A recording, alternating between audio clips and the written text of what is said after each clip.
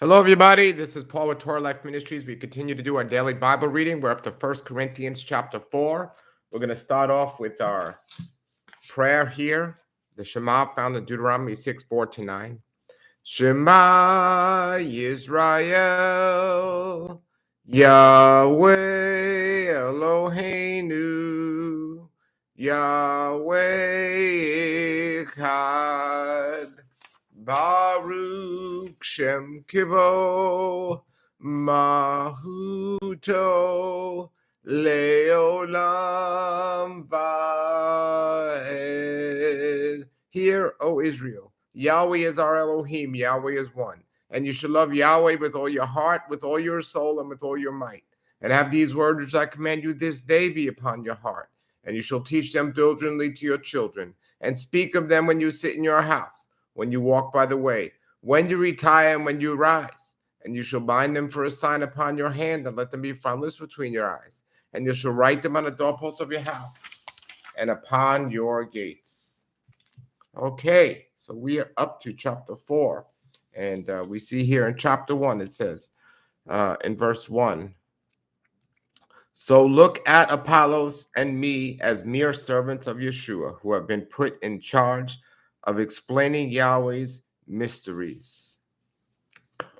And the note here in the One New Bible says the Greek word for servant used here refers to a personal attendant, often a soldier or guard for a king or someone else in high authority. Verse 2 reads, now a person who is put in charge of as a manager must be faithful. As manager must be faithful. And the note here says, Paul urged the Corinthians to think of him, Peter and Apollos, as mere servants of Yeshua, entrusted with a secret things of Yahweh. A servant does what his master tells him to do. We must do what Yahweh tells us to do in the Bible and through his Holy Spirit. Each day, Yahweh presents us with needs and opportunities that challenge us to do what we know is right. So those were the verses here for 1 and 2, and then we go to verse 3. As for me, it matters very little how I might be evaluated by you or by any human authority. I don't even trust my own judgment on this point. My conscience is clear, but that doesn't prove I am right. It is the Lord himself who will examine me and decide. Verse 5 says, so don't make judgments about anyone ahead of time before Yahweh returns, or Yeshua, the Lord returns, Yeshua returns, for he will bring our darkest secrets to light and will reveal our private motives. Then Yahweh will give each one whatever praise is due. And the note says it is tempting to judge fellow Christians, evaluating whether or not they are good followers of Yeshua. But only Yahweh knows a person's heart, and he is the only one with the right to judge. Paul's warning to the Corinthians should also warn us. We are to confront those who are sinning, but we must not judge who is a better servant for Yeshua. When you judge someone, you inevitably consider yourself better, and that is arrogant. And verse 6 reads, dear brothers and sisters, I have used Apollos and myself to illustrate what I've been saying. If you pay attention to what I have quoted from the scriptures, you wouldn't be proud of your leaders at the expense of another. For what gives you the right to make such judgment? What do you have that Yahweh hasn't given you? And if everything you have is from Yahweh, why boast though it were not a gift? And it says here, how easy is it for us to become attached to a spiritual leader when someone has helped us? It's natural to feel loyalty, but Paul warns us against having such pride in our favorite leaders that we cause division in the church. Any true spiritual leader is a representative of Yeshua and has nothing to offer that Yahweh hasn't given him or her. Don't let your loyalty cause strife, slander, or broken relationships. Make sure that your deepest loyalties are to Yeshua and not to human agents. These or those who spend more time debating church leadership than declaring Yeshua's message don't have the mind of Yeshua. And in reading here, verse 8, you think that you already have everything you need.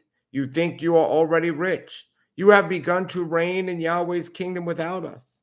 I wish you really were reigning already, for then we would be reigning with you.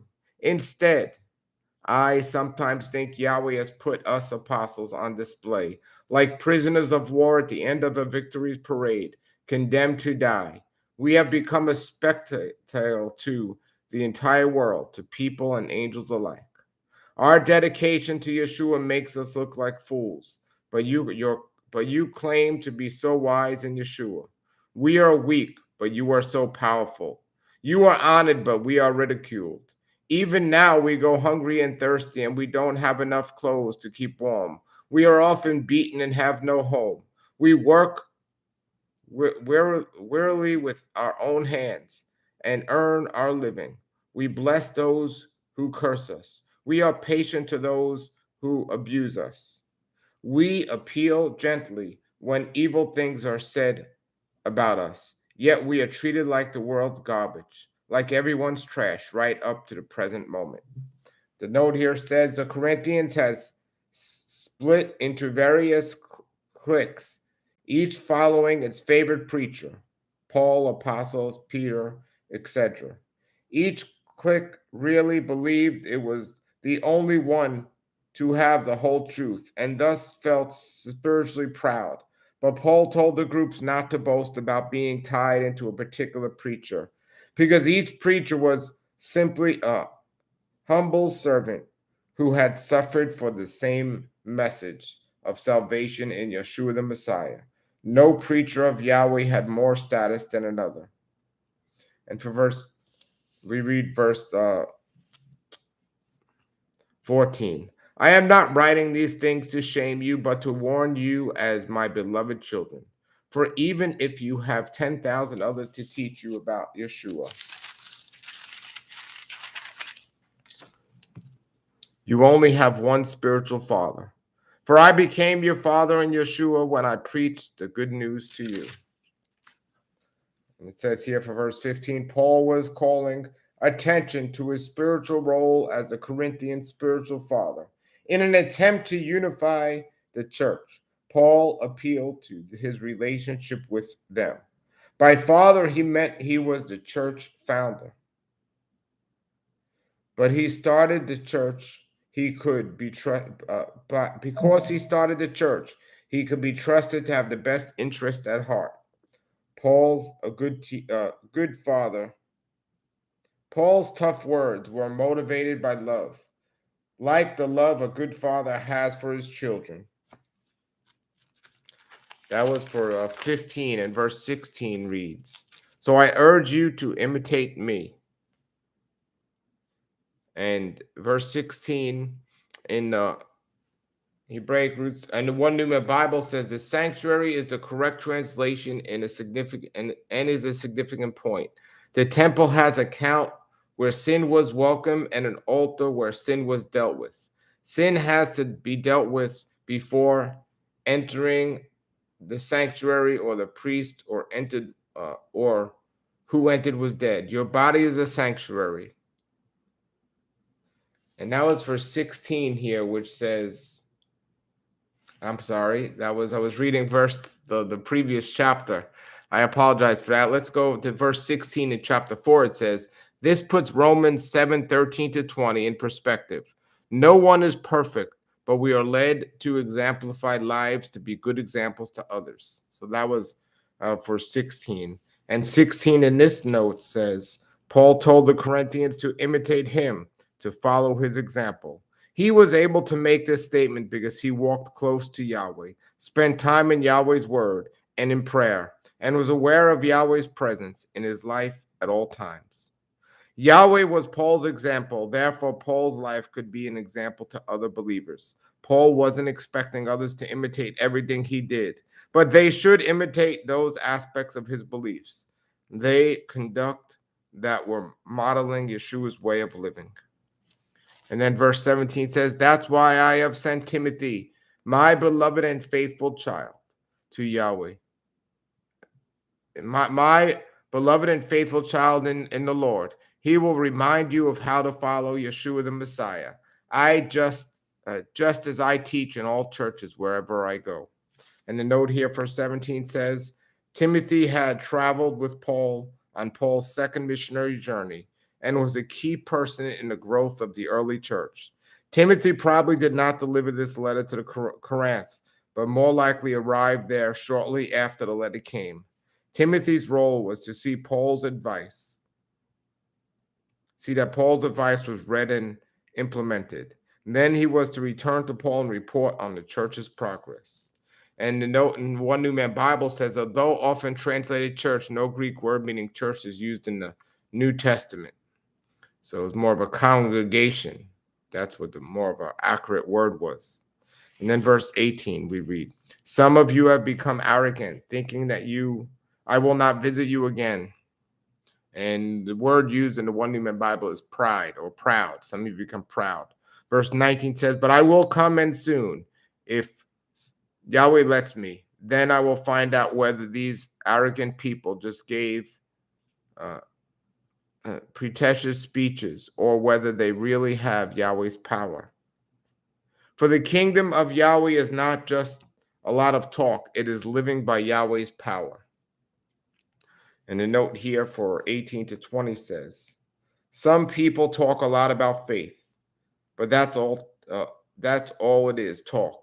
They may know all the right words to say, but their lives don't reflect Yahweh's power. Paul says that the kingdom of Yahweh is to be lived, not just discussed. There is a big difference between knowing the right words and living them. Don't be content to have the right answers about Yeshua. Let your life show that Yahweh's power is really working in you. And then we read then another note for verse 19 here says, it is not known whether Paul ever return to Corinth, but it is likely in 2 Corinthians 2:1 he writes that he decided not to make another painful visit, implying that he had a previous painful confrontation with the Corinthian believers. And it says, see 2 Corinthians 12:14, 13:1, and so on. So, and then finally it says, which do you choose? Should I come with a rod to punish you, or should I come with love and a gentle spirit? So that was the end of chapter 4 in this day's Bible reading of 1 Corinthians. Thank you for reading along with me, and please continue to read your word every day. And Yahweh be with you. Stay in the word and pray always. Shalom, shalom.